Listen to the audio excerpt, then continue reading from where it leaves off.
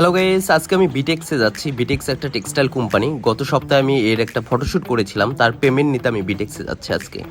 তো এটা হচ্ছে 4 নম্বর সেক্টর। এই রোডটা আমার খুবই প্রিয় রোড, আমার খুবই ভালো লাগে এই রোডটাতে হাঁটতে। আমরা প্রতিদিন সন্ধ্যায় এই রোডে আমরা হচ্ছে আড্ডা দিই। আমাদের আড্ডা দেওয়ার জায়গা হচ্ছে এইখানে, এর পিছনে হচ্ছে 4 নম্বর সেক্টর পার্ক। তো খুব সুন্দর মনোরম পরিবেশ, এখানে আড্ডা দেওয়ার জন্য বেস্ট একটা হচ্ছে জায়গা এটা।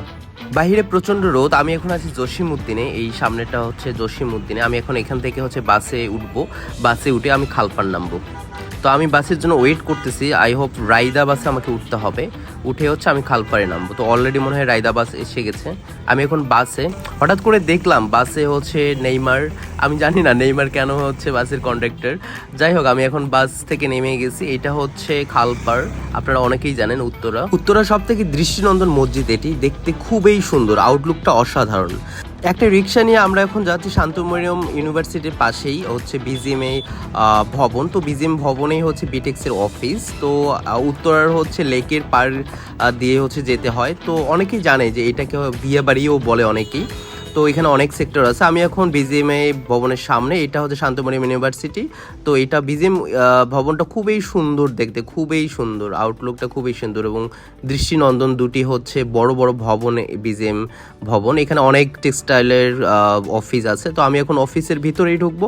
তো অফিসের লবিটা খুবই সুন্দর, আমার খুবই ভালো লাগছে। তো অসাধারণ লুক, আসলে অনেক বড় অফিস।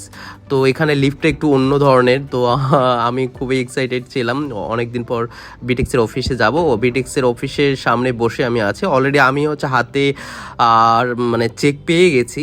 তো আমার চেক দিয়েছে, আমি কালকে এটা ডিপোজিট করব।